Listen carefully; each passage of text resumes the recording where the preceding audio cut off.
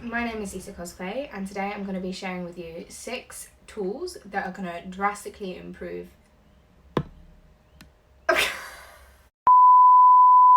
I'm Zeta Cosplay, and today I'm going to be showing you I think 5 or 6 things that are going to be really helpful for building your cosplay skills. Really enjoyed working with these tools. It's made things so much easier, and I'm sure they'll make your life a little bit easier, especially in the hopefully con crunch when we get one. I'm missing con quite dearly right now, like meeting all my friends and being so blissfully drunk. Quick disclaimer, I know some of these tips might sound a little bit silly, like the recommendation might seem a bit basic. I think for beginners and for people who haven't heard of a few of these things, it might actually be really helpful. I hope you enjoy. Okay, so for my first recommendation, I recommend you get rid of your box cutter and you use an X-Acto knife. The blades are so cheap, and you don't have to do any sandpaper or sharpening or any of that scary like clipping it off. Here I am just showing you one of the many different blade styles that you can get. I mean, look at this. It just cuts through foam like butter, and it just makes your work look so clean, and it's just way better. And ignore my sister annoying me. Here's my Maun safety rule. This is my second recommendation. If you're very scared of X-Acto blades and just how sharp they are, this is perfect for you. As it protects your fingers. You put your fingers on that little shelf there, and then you just cut with it, and it's perfect for creating bevels. And as it's metal, you won't be cutting into your ruler like you can do with a plastic ruler. This will be much more durable for you. And you saw there that I didn't cut my fingers. It was quite good. I quite enjoy not cutting myself. And yeah, look how clean that is. Very nice. Here I'm just showing you another example of what a clean cut can do to your foam work. It just makes it look so good. And this is a Viper bracer from Valorant, which I never finished, but yeah, there you go. There's a good example. For my third recommendation, I do recommend you get a dispenser bottle of your choosing for your contact glue. You'll end up using less glue, which means it'll cost less. Oh my god, there you go.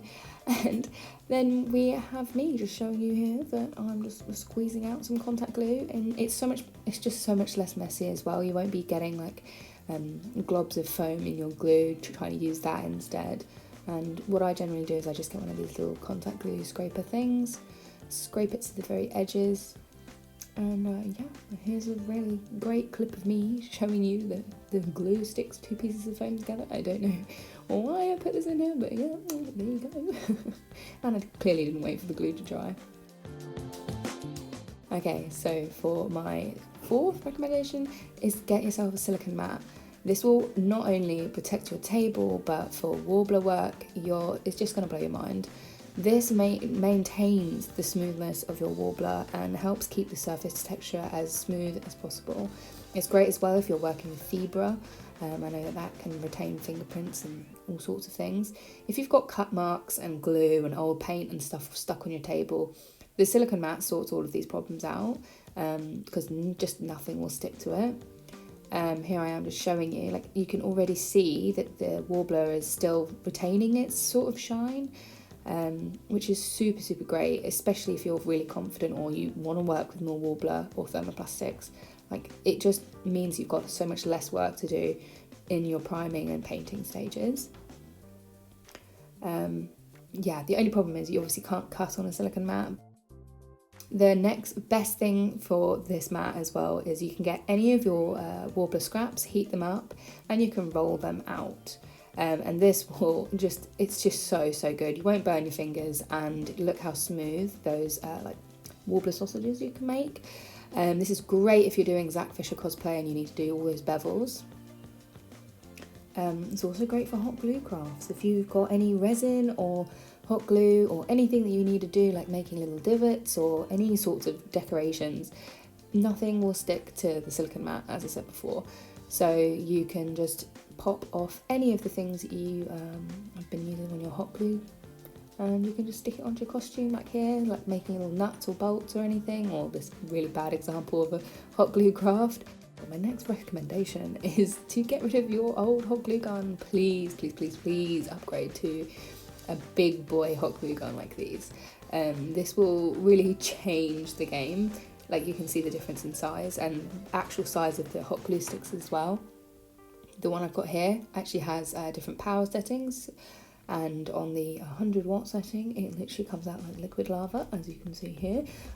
Slightly terrifying. You will burn yourself if you do this, but that's what your silicone mat's there for.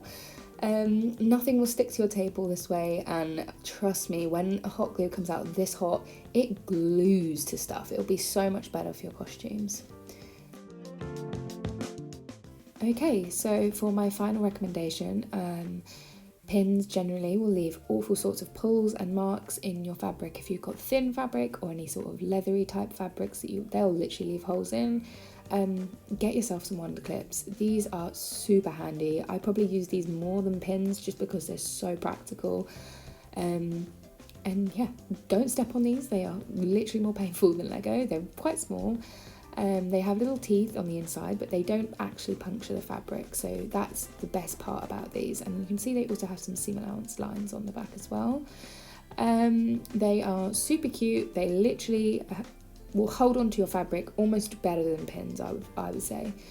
And they just don't damage your fabric, which is really, really important here. And you can get a bag of these for around, I think, £4 or £5, and I should find some on Amazon and I'll link them below. And then here you can see me just running this leather fabric under the sewing machine and how easy they are to remove. I just generally have a bowl by my sewing machine, and there you go. It's super, super easy, and this will make your fabric and your costumes just look more professional. Boris wanted to come say hi, but he doesn't want to say hi anymore. Yes, you want to say hi? This is my doggy Boris. He wanted to make sure that you definitely check all the links in the description. Boris, what are you doing? Yeah, if you're interested, check the links in the description, and then you can find the things that you need. Isn't it right, though? I really enjoyed making this, so I'll see you in the next one.